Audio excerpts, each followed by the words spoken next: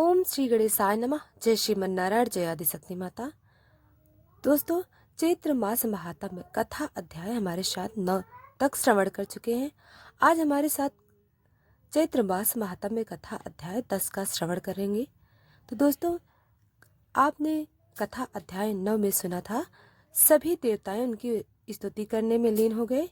देवतागण कहने लगे, हे शिवा कल्याणी, शांति पुष्टि और रुद्राणी नाम से प्रसिद्ध दिव्य स्वरूप धारण करने वाली हे जगदम्बा, आपको निरंतर प्रणाम है, जो काल रात्रि इंद्राणी सिद्धि बुद्धि वृद्धि तथा वैष्णवी नाम से विख्यात है।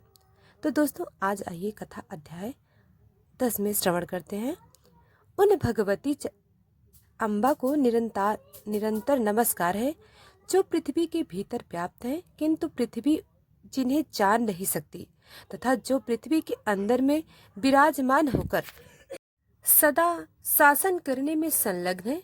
उन भगवती परमेश्वरी को हम प्रणाम करते हैं, जो माया के अंदर विशिष्ट होते हुए भी उससे अज्ञात हैं तथा अंतःकरण में रहकर उसे प्रेरणा करने में उद्यत रहती हैं। उन कल्याण स्वरूपिणी अजन्मा भगवती जगदम्बा को हम प्रणाम करते हैं। माता शत्रु से हम महान दुखी हैं, आप कल्याणदायिनी बनकर हमारी रक्षा कीजिए। अत्यंत दुराचारी महिषासुर को अपने तेज से मोहित करके उसे परास्त करने का शिकारी कोई प्रबंध कीजिए। देवी, उस नीच मायावी भयंकर और अभिमान में चूर रहने वाले दानव को केवल स्त्री ही मार सकती है। यह मूर्ख अनेक प्रकार के वेश बनाकर सभी देवताओं को कष्ट पहुंचाया करता है। भक्तों पर कृपा करने वाली देवी, इस अवसर पर सभी देवताओं के लिए केवल आप ही शरण है। आपको नमस्कार है। दानव द्वारा सताए गए हम देवताओं की आप रक्षा कीजिए। व्यास जी कहते हैं, इस प्रकार देवताओं की स्तुति करने पर संपूर्ण सुख प्रदान करने वाली महादेवी का मुखमंडल प्रसन्नता से खिल उठा। देवताओं की प्रति वे मंगलमय वचन कहने लगी, हे देवताओं, अब उस मूर्ख महिषासुर से आप निडर हो जाइए। मैं शीघ्र ही उस अज्ञानी अभिमानी दैत्य को संग्राम में मार डालूंगी।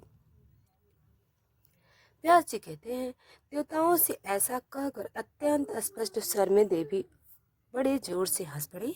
फिर बोली, भ्रम और मोह से युक्त यह कैसा विचित्र जगत है। आज सभी देवता महिषासुर से अत्यंत भयभीत हो रहे हैं। इनका कलेजा थर्रा उठा है। आदरणीय देवताओं, प्रारब्ध बड़ा ही घोर और दुर्जय है, क्योंकि काल और कर्ता होने का सौभाग्य उसी को प्राप्त होता है। उसी के विधान अनुसार सुख और दुख प्राप्ति होते हैं। इस प्रकार कुछ हंस कर बात करने के बाद देवी ने आहस भरे उच्च स्वर से गर्जना की। उस महान भयंकर शब्द को सुनकर दानव डर गए। उस अद्भुत शब्द से पृथ्वी कांप उठी, सभी पर्वत डोलने लगे, गंभीर समुद्र में तरंगे उठने लगी। उस गर्जना के प्रभाव से सुमेरु पर्वत अपने स्थान से खिसक पड़ा। सभी दिशाएं भीषण ध्वनि से उस गगन भेदी उच्च ध्वनि को सुनकर दानवों को सर्वांग में भय व्याप्त हो गया। देवताओं को अपार हर्ष हुआ। देवी, आपकी जय हो, आप हमारी रक्षा करें। इस प्रकार वे सब के सब देवी से प्रार्थना करने लगे। मध्य में चूर रहने वाले महिषासुर ने भी वह भीषण गर्जना सुनी तो वह क्रोध से तिलमिला उठा।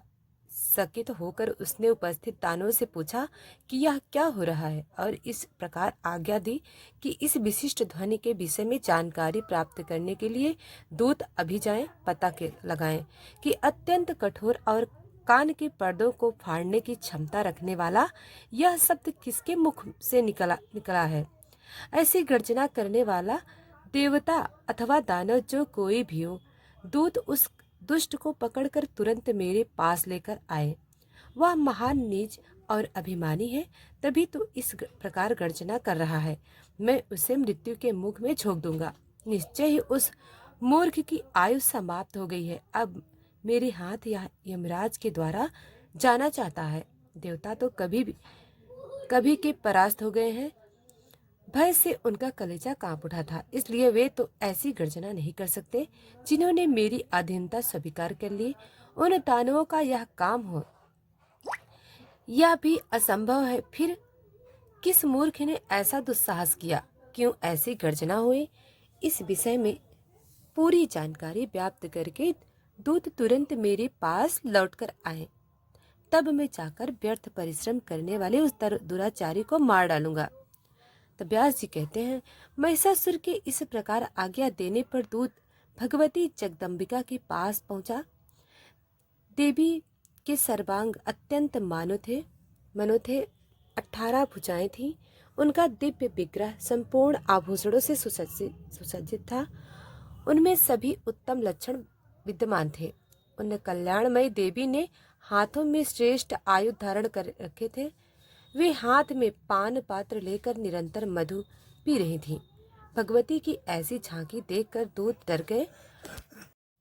उनके सर्वांग में त्रास छा गया। अत्यंत सकित होकर वे वहां तुरंत ही लौट पड़े और जल्दी जाकर महिषासुर के सामने उपस्थित होकर उन्होंने गर्जना करने का कारण भी व्यक्त करना आरंभ कर दिया। दूत इस प्रकार महिषासुर बोले कि हे दानव सर, कोई एक सुंदर स्त्री दिखाई दे रही है। उस देवी के सर्वांग तारुण्य से खिल उठे हैं। उसने संपूर्ण अंगों में आभूषण धारण कर रखा है।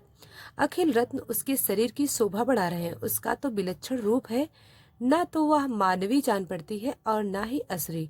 उस श्रेष्ठ स्त्री के 18 भुजाएं, हाथों में अस्त्र शस्त्र लेकर वह सिंह पर सवार है। उसके सभी अंगों में अभिमान टपक रहा है। हमारे देखने में ही वही गर्जना कर रही थी। इच्छा अनुसार वह मधु का पात्र उठाकर अपने मुख में उड़ेला करती है। हमारी समझ से उसका तो अभी विवाह भी नहीं हुआ है। देवता बड़े उत्साह के साथ आकाश में स्थित होकर उसकी स्तुति कर रहे हैं और वे कहते हैं कि देवी आपकी जय हो, आप हमारी रक्षा करें और शत्रु के परास्त कर। प्रभु, मैं यह नहीं जान सका कि वह श्रेष्ठ स्त्री कौन है और किसके साथ उसका विवाह हुआ है। इस सुंदरी के यहाँ आने का क्या कारण है और वह क्या चाहती है। उसके शरीर से इतना प्रकाश निकलकर फैल रहा है कि उधर ताक में भी हम असमर्थ हो गए। उसके सभी श्रृंगार वीर रस के हैं। उसका मुख मुस्कान से भरा है। अद्भुत रस वाली वह सुंदरी नारी बड़ी भयानक लग रही है। उसका ऐसा रूप देखकर हम तो बिना बात किए ही वापस लौट आए। राजन, हम आपकी आज्ञाकारी हैं। अब इसके बाद हमें क्या करना चाहिए, आज्ञा दीजिए। तब महिषासुर ने अपने मंत्री से कहा कि वीर, तुम मेरे प्रधानमंत्री हो। आदेशानुसार सेना लेकर जाओ। साम दाम आदि उपायों का उपयोग करके उस सुंदर मुख वाली स्त्री को यहाँ लाने का प्रारब्ध करो। अगर साम और दाम से वह नहीं आती तो तीसरे अस्त्र यानी दंड का प्रयोग किया जा सकता है।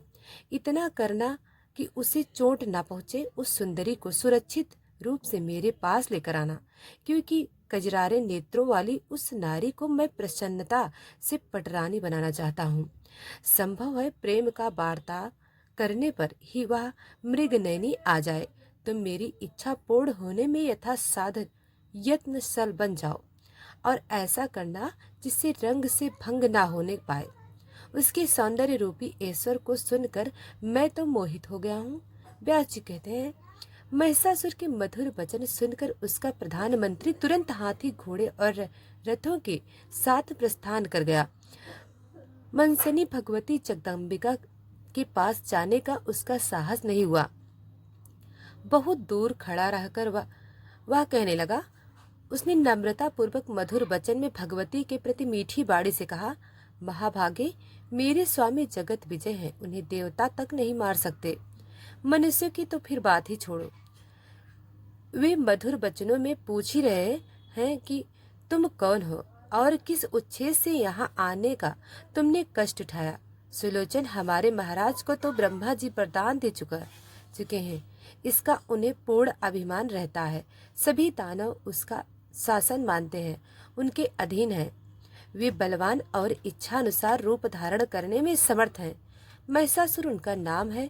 मन को मुग्ध करने वाला सुंदर रूप बनाकर तुम आई हो, यह सुनकर वे तुमसे मिलना चाहते हैं। अभी मनुष्य का रूप धारण करके वे तुम्हारे पास आएंगे। सुंदरी, तुम्हारी जैसी रुचि हो वही करो। हमें सभी बातें मान्य है। हे मृगलोचनी, मेरे बुद्धिमान स्वामी तुम प्रति अटूट श्रद्धा रखते हैं। उचित लगे तो तुम उनके पास चलो, नहीं तो मैं ही उन्हें यहाँ बुला लाऊं। हे देवी, तुम्हारी जैसी इच्छा हो वही करने के लिए मैं यहाँ पर प्रस्तुत हुआ हूँ। महाराज, महिषासुर तुम्हारे रूप की प्रशंसा सुनकर अत्यंत वशीभूत हो गए हैं।